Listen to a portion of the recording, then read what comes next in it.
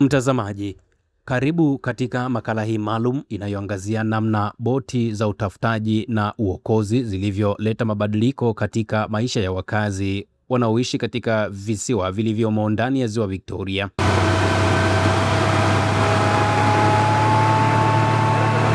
Kwa miaka mingi, wakazi wa visiwa hivi waliishi wakikabiliwa na hofu ya ajali za majini, huku matumaini ya kupata msaada wa haraka yakiwa madogo.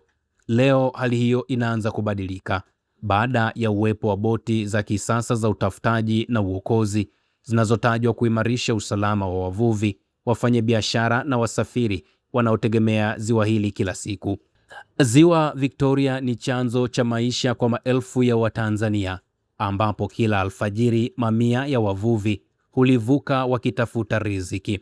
Wafanyabiashara husafirisha dagaa, samaki na mazao mengine kutoka kisiwa kimoja kwenda kingine, na kwa wengi ziwa hili si maji tu, bali ni sehemu ya maisha yao ya kila siku.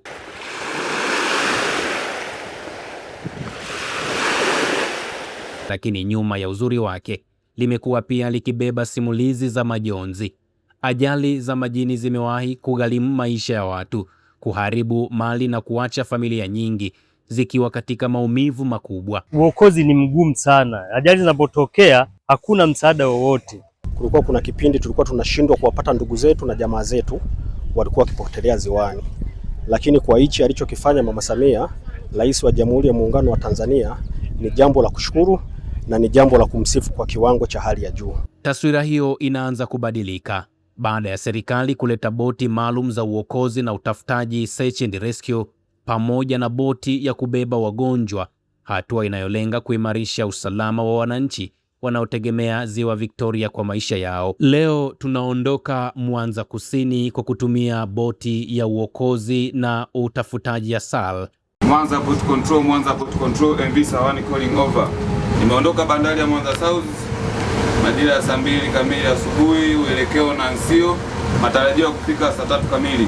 Safari yetu inatupeleka kwenye baadhi ya visiwa vilivyopo katika kata za Bwiro na Ilangala katika wilaya ya Ukerewe, visiwa ambavyo maisha ya wananchi wake yanategemea maji kwa 100%, hali inayowafanya kwao usalama wa majini kuwa hitaji la lazima. Tulizungumza na wavuvi, wafanyabiashara wa dagaa, viongozi wa vijiji pamoja na wananchi wa kawaida. Karibu wote wanaelezea hadithi moja.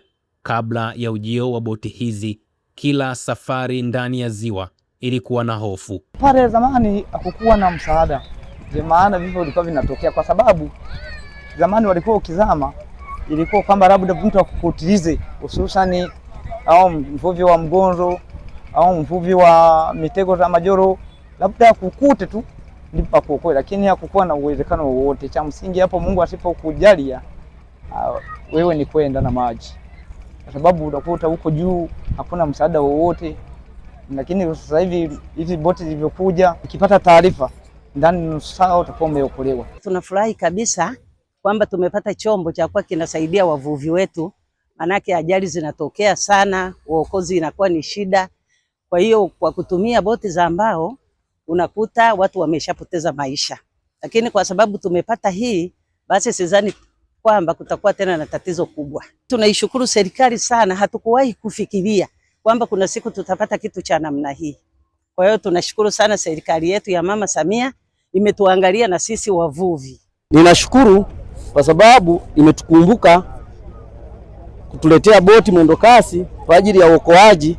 Lakini pili, tunaomba waendelee, serikali itupe angalau hata elimu na vifaa vya uokoaji sisi kama wavuvi, kiasi kwamba tukitokea tatizo tukiwa na vifaa vile na pamoja na elimu, ili tuwahi kuokoa watu, hata kama bado boti itakuwa bado haijafika kwa wakati tu tumeshaokoa wengine. Inapotokea ajali kama hiyo, labda hata imetokea kwamba bana kuna ajali imetokea sehemu fulani, labda kuna boti imepata shida, aiza mtumbwi, naweza kuta wavuvi wako ziwani.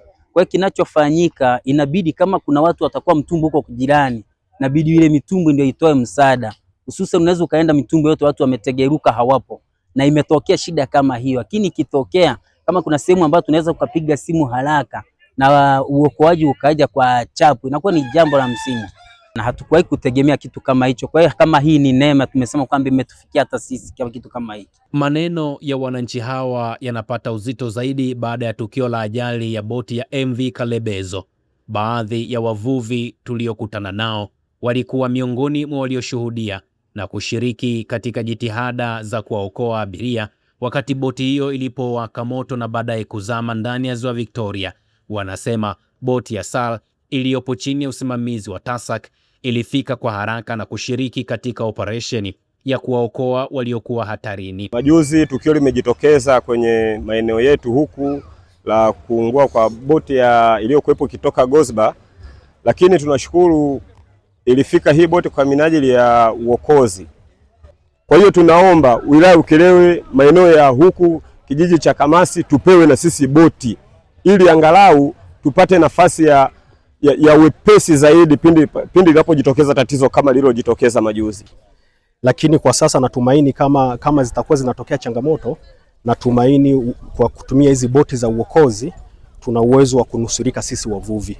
Nilikuwa natoa rai kwa TASAC waongeze jitihada na nguvu ya kuweza kukagua maboti yasizidishe idadi ya watu na idadi ya mizigo, na kwa ujumla tunapaswa kila mmoja atimize majukumu yake. Juzi kati baada ya siku 3 zilizopita tumepata janga la watu kulipuka ziwani. Bila kichombo kiukweli tungeua watu wengi sana, lakini kupitia kichombo kimetusaidia sana kwa sababu kilifika kwa wakati na kikusaidia watu kuokoa watu kabla hawajapata madhara. Kiukweli walikuwa ni watu hao waliokuwepo, lakini waliokupona ni wengi, waliokufa ni wachache. Kupitia kichombo tunashukuru serikali kwa kutusaidia kwa hili kwa kweli. Kuhusiana na hii boti ambayo ipo Ziwa Victoria, kusema ukweli niseme nashukuru sana waliojitolea kutoa hii boti kwa sababu imetusaidia pakubwa. Kwanza msaada wa haraka, cha pili kuwafikisha manusura sehemu kupata huduma kwa haraka. Kwa wafanyabiashara wa dagaa, usalama wa majini ni usalama wa mitaji yao.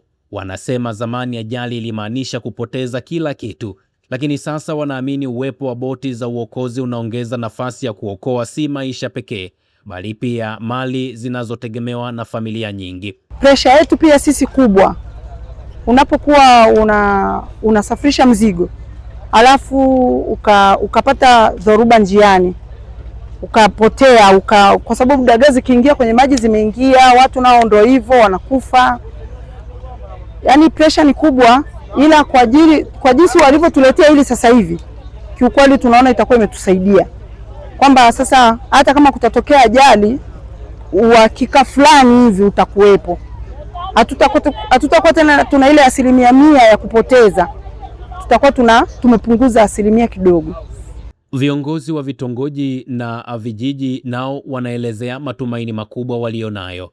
Wanasema ujio wa boti hizi umeongeza hali ya kujiamini kwa wananchi. Hata hivyo, wanaomba serikali kuendelea kusogeza huduma hizi karibu zaidi na visiwa ili muda wa kufika katika eneo la tukio uwe mfupi zaidi. Iliyokuwa inatumika ni mitumbwi hii kwa ajili ya kuokoa, hii inayotumika upande wa uvuvi. Kwa hivyo serikali kwa jinsi ilivyofanya ni njia ya pekee ambayo itatusaidia zaidi inapokuwa inatokea ajali kama hizi, ili kuweza kuwaokoa wale ambao tutawakuta bado wako hai, lakini pia hata kuitafuta ile miili ambayo itakuwa imeshapoteza maisha. Ili hizi boti ziweze kufanya huduma kwa uharaka, nilikuwa naomba wilaya yetu angalau ipewe hata boti moja kwa ajili ya kusapoti, na ikiwezekana zaidi hata 2 kwa ajili ya kusapoti pale inapokuwa inatokea ajali ya majini, ili tuweze kupata huduma kwa uharaka zaidi kwa ajili ya kuokoa watu wetu. Na ikiwezekana wajisogeze mpaka wilayani hapa, sababu Mwanza ni mbali. Na chukulia mfano mmoja. Sisi hapa baada ya kuwa tumepata taarifa wavuvi wamewaleta wale watu waliokuwa wamewaokoa. Ilikuwa saa 8 wamepata ajali, saa 10 wakafika hapa. Sisi tulichukua mtumbwi wa mashine, tulichukua boti hizi, tukaondoka kwenda kule. Manake kama ingekuwa wilayani hapa ingekuwepo fiber, huenda ingewahi kwenda kuokoa. Pamoja na huo muda sisi tuliwahi tukakuta bado watu wanaelea kwenye maboya tukaokoa. Umeshaona? Kwa hiyo ingekuwa karibu zaidi ingeweza kuokoa kwa haraka zaidi. Isogeze hizi huduma mpaka wilayani. Ninachoomba serikali, naomba waendelee kutusogezea huduma karibu, ili tatizo kama hili linapokuwa limejitokeza watu waweze kupata kuwa na usalama na waweze kuokolewa kwa wakati. Madiwani wa kata za Bwiro na Ilangara wanaamini usalama wa majini ni sehemu ya maendeleo ya wananchi. Kwa maoni yao, kadri wananchi wanavyokuwa salama ndivyo shughuli za uchumi zinavyoendelea kukua. Pamoja na kwamba tunafanya shughuli za uvuvi, kuna ajali zinatokea katika mazingira yetu haya. Kwa kweli tunapata changamoto kubwa sana kuokoa maisha ya watu, kwa sababu miundombinu ya uokozi ni kidogo kwa kweli hatukuwa nayo. Sasa mimi nimefurahi kuona kuna chombo kimeletwa, chombo cha usafiri ambao uko ngazi ya mkoa, kwa maana hizi saboti. Kwa kweli ni jambo zuri sana. Kwa ngazi ya mkoa tunaona kabisa kwamba tuna miundombinu tumeiweka. Lakini mimi ningependelea sana pia, pamoja na huduma hii kwa ngazi ya mkoa, ningependelea kuona hizi boti pia zikiwa kwenye ngazi ya wilaya. Tunao TASAC ngazi ya wilaya, lakini ukizingatia kata yetu hii ni kata ambayo boti nyingi kutoka Mleba kwa maana ya Gozba zinapita katika eneo hili. Kwa hiyo tunaweza tukasaidia hata wenzetu wa wilaya ya Mleba ambao wanapita katika maeneo haya, wanapopata matatizo ya usafiri angalau kuwafikia kwa wakati. Baada ya kuwa tumepata boti ya uokoaji, sasa hivi wananchi wanashukuru sana, lakini pia wananchi wanaiomba serikali hii ya awamu ya 6 iweze kutusaidia boti nyingine ikae wilayani kwetu hapa kwa ajili ya kusaidia wananchi hawa. Kwa hiyo changamoto sasa hivi huwezi kulinganisha na kipindi cha nyuma. Manahodha wanasema kuanzishwa kwa boti hizi kumeboresha kwa kiasi kikubwa uwezo wa kufanya operations za uokozi katika Ziwa Victoria, huku wakimpongeza Rais wa Jamhuri ya Muungano wa Tanzania Mheshimiwa Dr. Samia Suluhu Hassan kwa kuendelea kuimarisha usalama wa usafiri majini na kuwajali watumiaji wa Ziwa Victoria kupitia uwekezaji katika vifaa vya kisasa vya uokozi. Tuna boti hizo aina 3 za uokozi. Kuna Salwani, Sal2 na boti ya ambulance. Utofauti kati ya Salwani na Sal2 na boti ya ambulance ni kwamba Salwani na Sal2 ni kwa ajili ya utafutaji na uokoaji. Alafu ambulance ni kwa ajili ya kuchukua mgonjwa wale ambao ni mahututi kuwawaisha ili waende kupata huduma. Lakini pia Salwani na Sal2 zina spidi zaidi. Kwa spidi yake inatembea zaidi ya noti 24 ukilinganisha na boti ya ambulance yenyewe inatembea noti 19. Lakini pia boti ya ambulance yenyewe ina vifaa tiba kwa ajili ya kutolea huduma ya kwanza kwa wale majeruhi wa anga wa ajali. Kwa ubora wa spidi wa hizi boti kutoka Mwanza mpaka kisiwa cha Nansio takriban inaweza kutumia kama lisali moja hivi mpaka kufika eneo la tukio ambapo kama inaweza kuwa ni Nansio. Mimi na mshukuru sana Mheshimiwa Rais Samia Suluhu Hassan kwa kukubali toka mwanzo ombi la kuleta vyombo hivi vya uokozi kwa ajili ya kusaidia shughuli pale ajali zinapotokea, kurahisisha uokoaji na watu kuwaleta tuseme mpaka Mwanza, kwa sababu hizi boti nyingine hiyo kubwa ni ambulance, hizi mbili ni boti za uokozi search and rescue. Kwa hiyo vikishirikiana tayari watu wataokoka badala ya kufa kwenye maji kwa kukosa msaada huo. Kwa hiyo sisi tutaendelea tu kusimamia watu wawe na life jacket na kusimamia uendeshaji wa hizo boti na usalama kwa ujumla. Kaimu afisa mfawidhi wa TASAC mkoa wa Mwanza, mhandisi Paul Msokwa, anaelezea zaidi kuhusu namna boti hivyo zinavyofanya kazi kuhakikisha huduma za uokozi zinawafikia wananchi kwa wakati. Ofisi ya Mwanza tumeshapokea boti 3 ambazo zishaanza kufanya kazi, ambulance boti 1 na hizi boti ndogo ambazo zinaenda haraka kwa ajili ya uokozi 2, Salwani na Sal2. Mradi huu una component pia ya kusimika minara ziwani. Naamini katika hitajio la kwanza la muhimu kwenye kuokoa ni taarifa ifike kwa wakati. Sasa wavuvi wetu wanataka kwenye shughuli zao, sehemu wanazofanya uvuvi, mtandao upatikane.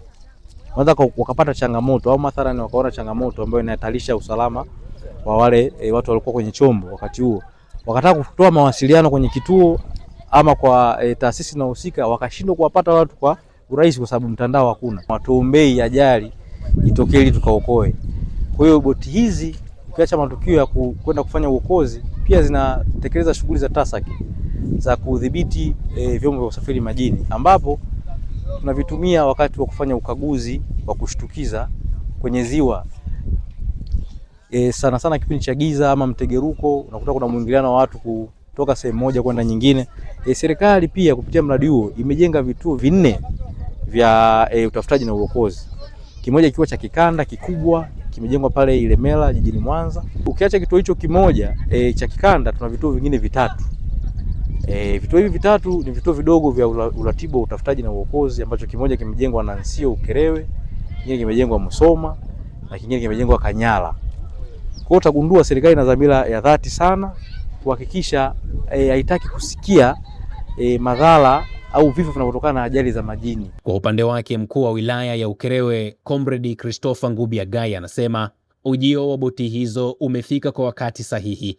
Anaeleza kuwa uwepo wa vyombo hivyo utaongeza kasi ya huduma za uokozi na kusaidia kupunguza vifo vinavyotokana na ajali za majini. Haya maeneo makuu matatu ambayo ni uvuvi, usafirishaji na biashara zitawezeshwa zaidi, hasa kwa uwepo wa hizi boti za uokoaji na ambulance. Nasema hivyo kwa nini? Kwa sababu katika shughuli za kiuchumi, shughuli za kiusafirishaji na shughuli za kibiashara kunatokea ajali mbalimbali ndani ya Ziwa Victoria, na kabla ya hapo tulikuwa tunapata tabu sana jinsi ya kuwaokoa, labda kuokoa mali, kuokoa maisha ya watu, lakini vile vile kuongeza mvuto kwamba ziwa letu liko salama. Uwepo wa boti hizi unawezesha ziwa zima la Victoria kuonekana liko salama katika nyanja za kiuchumi, kijamii na kiutalii. Hivyo Mheshimiwa Rais ameweza kufanya jambo kubwa sana ambalo litawezesha uchumi wetu katika visiwa, katika mkoa wa Mwanza, katika kanda nzima ambayo unatumia ziwa hili kuwa na uhakika. Wavuvi watapokwenda kwenye shughuli zao za kila siku, wasafirishaji ambao watakuwa wanatumia eneo hili, lakini biashara mbalimbali ambazo zinafanyika zitakuwa na usalama na uhakika kwamba kama kunatokea na tahadhari yoyote au kunatokea na ajali yoyote, kutakuwa na vyombo vya kisasa salama ambavyo vitawezesha kuleta uokoaji kwa wakati. Ziwa Victoria litaendelea kuwa moyo wa uchumi kwa maelfu ya wananchi, lakini uchumi huo hauwezi kukua bila usalama. Kwa wakazi wa Busamba, Burubi na Liamwenge na maeneo mengine ya Ukerewe, boti hizi si chombo cha kawaida kinachoelea juu ya maji.